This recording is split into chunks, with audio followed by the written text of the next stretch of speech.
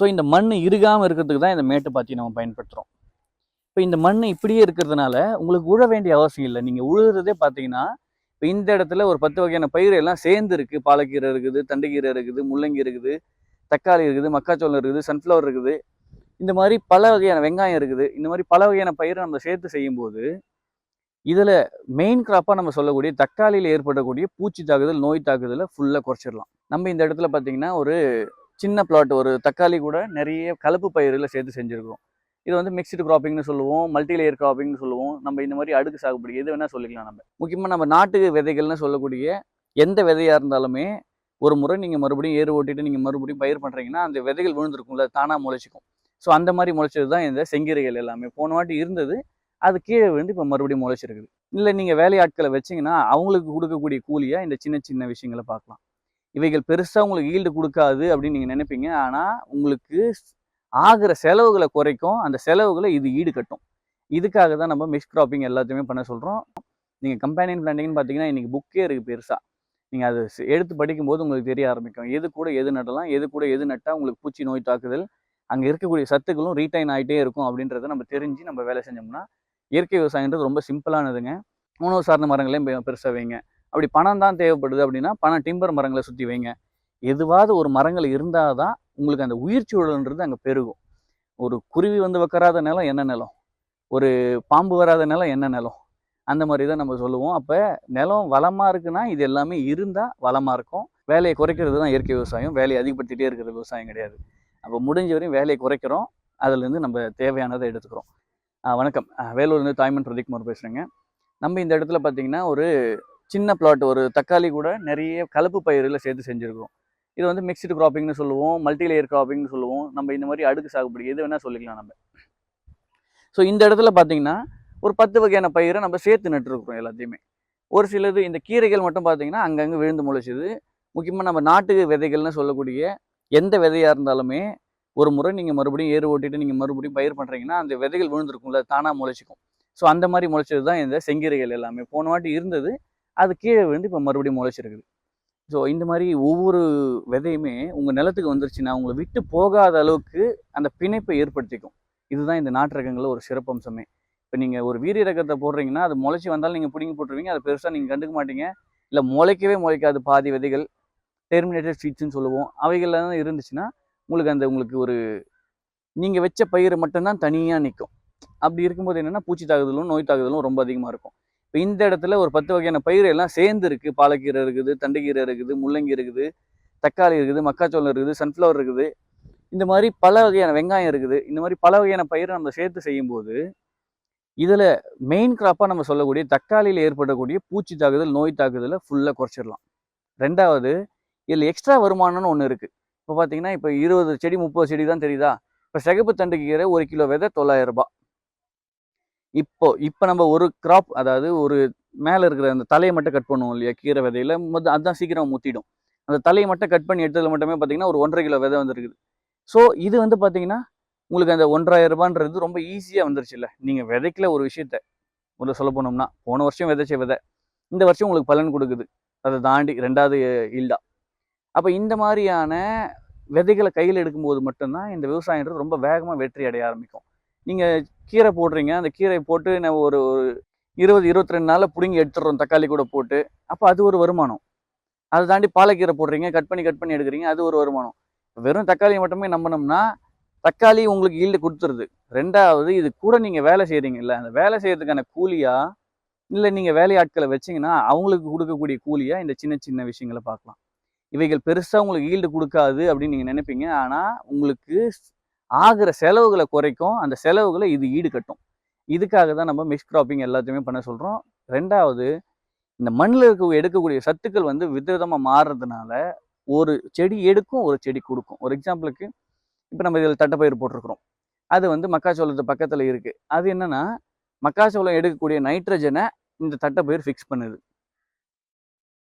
சில சத்துக்களை முள்ளங்கி ஃபிக்ஸ் பண்ணுது. சில தக்காளி கூட கேரட் போட்டிருக்கிறதுனால சில கேரட்டுக்கு தேவையான சத்துக்களை தக்காளி பக்கத்தில் இருக்கிறதெல்லாம் எடுத்துக்குது. இந்த மாதிரி இருக்கக்கூடிய ஒரு சூழ்நிலையை தான் நம்ம கம்பேனியன் பிளான்டிங் சொல்கிறோம். நீங்கள் கம்பேனியன் பிளான்டிங்னு பார்த்தீங்கன்னா இன்றைக்கி புக்கே இருக்குது பெருசாக.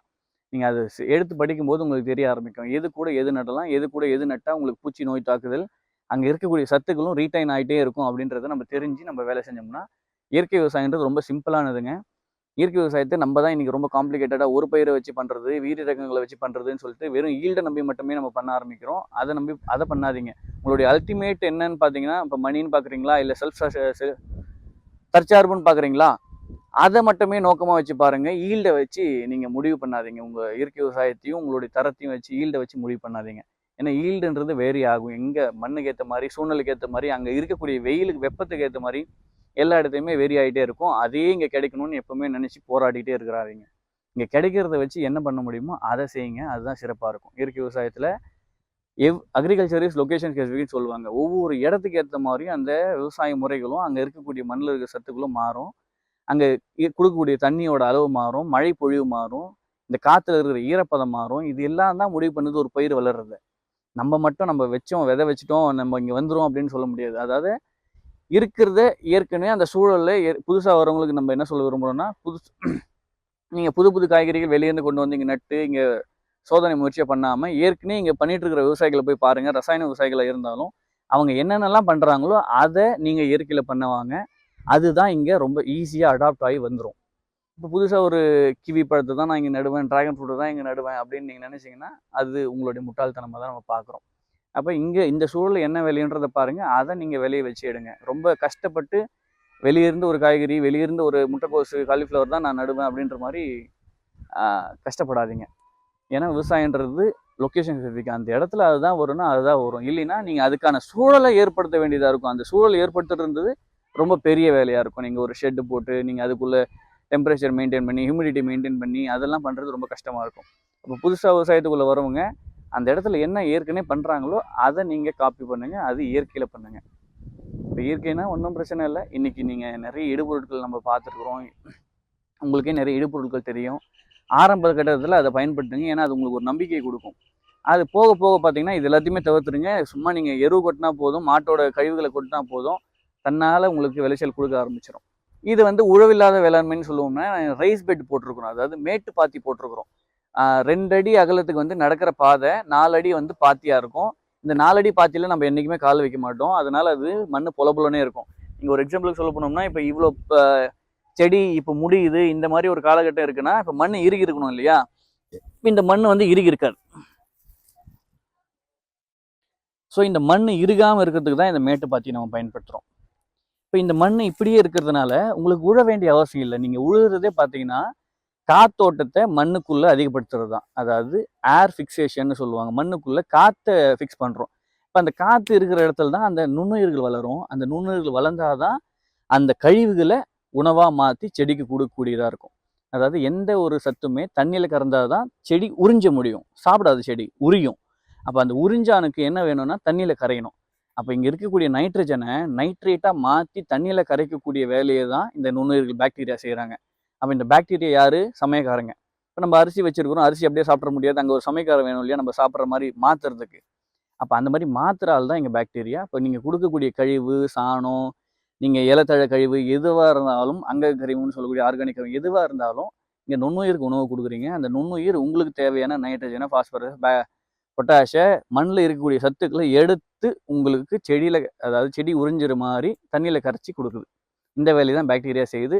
அப்போ நீங்கள் செய்ய வேண்டியது என்னென்னா அதுங்களுக்கு கொஞ்சம் உணவு கொடுத்தா மட்டும் போதும். அதுதான் இயற்கை விவசாயம்னு நம்ம சொல்லிட்டு இருக்கிறோம். இப்போ இதுக்கான ஒரு பூஸ்ட் வேல்யூ தான் இந்த என்ன சொல்கிறது, நம்ம பஞ்சகவ்யான்னு சொல்கிறோம் இல்லையா, ஒரு பேக் ஆஃப் பாக்டீரியா, நிறைய பாக்டீரியாவே எடுத்துனது உங்கள் நிலத்தில் கொடுக்குறீங்க. அதுக்கப்புறம் அதுக்கு உணவு கொடுக்குறீங்க. அதுதான் உங்களுக்கு அந்த வேலையை செஞ்சுட்டே இருக்குது. அதனால் நீங்கள் அடித்தா மட்டும்தான் வரும்னு இல்லை.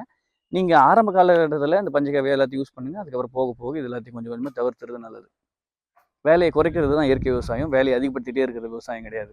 அப்போ முடிஞ்ச வரையும் வேலையை குறைக்கிறோம், அதுலேருந்து நம்ம தேவையானதை எடுத்துக்கிறோம். அதே போல் இந்த மேட்டு பாத்திகளில் நீங்கள் 1 வருஷம் இல்லை 2 வருஷம் இல்லை எத்தனை வருஷம் வேணாலும் நீங்கள் மெயின்டைன் பண்ணி இருக்க உங்களுக்கு அது கெட்டியாகாமல் இருக்கும். எது கெட்டியாகும்னு பார்த்தீங்கன்னா, ஒன்று அதிகமான மழை, வழிஞ்சி ஓடுற மாதிரி தண்ணி பெய்யும், மழை பெய்யும் இல்லையா, அந்த அளவுக்கு மழை வந்துச்சுன்னா இந்த மண் மறுபடியும் கெட்டியாகும். அதிகமான வெயில், அதாவது நீங்கள் தண்ணியே கொடுக்காத ஃபுல்லாகவே காய விட்டுறீங்க அப்படின்னா இருக்கும். இன்னொன்று, நீங்கள் கொடுக்குற பாசன நீரும் பார்த்தீங்கன்னா அதிகமாக ஓவர்ஃப்ளோ ஆச்சுன்னா கொஞ்சம் டைட் ஆக ஆரம்பிக்கும். கொஞ்சம் தான் அது டைட் ஆகும், பெருசாக ஆகாது. அப்போ இந்த அதிகமான மழையும் அதிகமான வெயில் இருக்கிற காலகட்டத்தில் மட்டும் நீங்கள் ஏதோ மண் வச்சு கீறுறதோ அடுத்த விதைக்கிற போது மண் வச்சு கீறுறதோ இல்லை கல்குட்டு வச்சு கொத்துறதோ இந்த மாதிரி வேலைகளை செஞ்சுக்கலாம். மற்றபடி நீங்கள் மூடாக போட்டிருந்தீங்கன்னா இது கூட பிரச்சனை இல்லை. ஸோ இது பயிர் தான் நான் மூடி வச்சிருக்கிறேன். மூடாக்கே என்னுடைய பயிர் தான் எங்கே பொறுத்த வரைக்கும். நீங்கள் இலதழ குப்பைகளை மூடாக போட்டிங்கன்னா இந்த இருகல் வந்து இருக்கவே இருக்காது, இறுகியே போகாது மண். அப்போ இந்த மாதிரி பொலனே மண் இருக்குன்னா நீங்கள் ஏர் ஓட்ட வேண்டிய அவசியம் இல்லை. ஒவ்வொரு வாட்டி நீங்கள் ஏர் ஓட்டணுன்ற செலவு இல்லை. அப்போ இந்த மாதிரி ஏர் ஓட்டாமல் நம்ம பண்ணுறோன்னும் போது நம்ம சுற்றி இப்போ ஏர் ஓட்டணுன்றதுக்காக தான் நிறைய இடத்துல மரமே வைக்க மாட்டாங்க. இருக்கிற மரத்தையும் வெட்டி போட்டு நோண்டி போட்டுருவாங்க. அப்போ மரங்கள் வந்து பெரிய பலன் கொடுக்கக்கூடியது. இது இன்னைக்கு இருக்கிற சூழலுக்கு ரொம்ப முக்கியமானது. இங்கே மரங்கள் ஒவ்வொரு நிலத்துலையுமே ஒவ்வொரு 10 சென்ட்டுக்குள்ளேயும் குறைஞ்சது ஒரு 10 மரமாவது இருக்கணும். அது சுற்றி உங்கள் நிலத்தை சுற்றி இருக்கணும். அப்போ அந்த மாதிரிலாம் ஒரு கட்டமைப்பை உருவாக்கணும்னா இந்த மாதிரி நிரந்தர வேளாண்மை தான் ஒரு தீர்வாக இருக்கும். உங்களுக்கு காய்கறியும் விளைச்சிக்கலாம், நீங்கள் கமர்ஷியலாக பண்ணணும்னு நினைக்கும் போதும் பண்ணிக்கலாம், உங்களுக்கு தேவையானதும் நீங்கள் விளை வச்சுக்கலாம். அதை தாண்டி உங்களை சுற்றி மரங்கள் இருந்துச்சுன்னா அது உங்களுக்கு ஒரு தென்னை மரமோ பலாமரமோ வாழையோ உங்களுக்கு பலன் கொடுத்துட்டே இருக்க போகுது. உங்களுக்கு தேவை அன்னைக்கு தேவையை உணவை கொடுத்துட்டே இருக்க போகுது இந்த மரங்கள். உணவு சார்ந்த மரங்களையும் பெருசாக வைங்க. அப்படி பணம் தான் தேவைப்படுது அப்படின்னா பணம் டிம்பர் மரங்களை சுற்றி வைங்க. எதுவாவது ஒரு மரங்கள் இருந்தால் தான் உங்களுக்கு அந்த உயிர் சூழல்ன்றது அங்கே பெருகும். ஒரு குருவி வந்து வைக்கறாத நிலம் என்ன நிலம், ஒரு பாம்பு வராத நிலம் என்ன நிலம், அந்த மாதிரி தான் நம்ம சொல்லுவோம். அப்போ நிலம் வளமாக இருக்குன்னா இது எல்லாமே இருந்தால் வளமாக இருக்கும். வளமாக இருக்கிற இடத்துல தான் இதுங்கெல்லாம் இருக்கும். அப்போ நீங்கள் இதெல்லாம் இருக்குனாவே உங்கள் இடம் வளமாக மாறிக்கிட்டே இருக்குதுன்றதை புரிஞ்சுக்கணும். அதை தாண்டி அதுங்களுக்கு ஒரு அடைக்கலமாகவும் இந்த மரங்கள் இருக்கும். அதை நம்ம அதிகமாக ஏற்படுத்தி கொடுக்கும்போது நம்ம மட்டும் விவசாயம் செய்கிறதில்ல, இங்கே எல்லாம் சேர்ந்து தான் விவசாயம் செய்யுது. அதுலேயும் அதுங்களுக்கும் பங்கு இருக்குது. அதனால் ஒரு எடுத்து சாப்பிட்ட ஒரு எலி கடிச்சிருச்சுன்னா அது போய் போட்டு தாக்குறது அதெல்லாம் இல்லாமல் நீங்கள் மனுஷனுக்கு மட்டும் இல்லாமல் எல்லாருக்கும் நல்லது செய்யுங்க. அதுதான் இயற்கை விவசாயத்தில் நம்ம முக்கியமாக பார்க்குறது. இயற்கை விவசாயமே அதுதான் நம்ம நினைக்கிறோம். எந்த ஒரு உயிருக்கும் பெருசாக பாதிப்பு இல்லாமல் நமக்கு தேவையானதை விளை வச்சுக்கிட்டோம்னா அதுதான் இயற்கை விவசாயம். அதுக்கு நீங்கள் எந்த மெத்தட் வேணால் நீங்கள் பயன்படுத்திக்கலாம். சுபாஷ் பாலேக்கர் மெத்தட், பெர்மாகல்ச்சர், இன்றைக்கி நீங்கள் சொல்லக்கூடிய எஸ்ஆர்ஐ மெத்தட், எது வேணால் இருக்கட்டும்.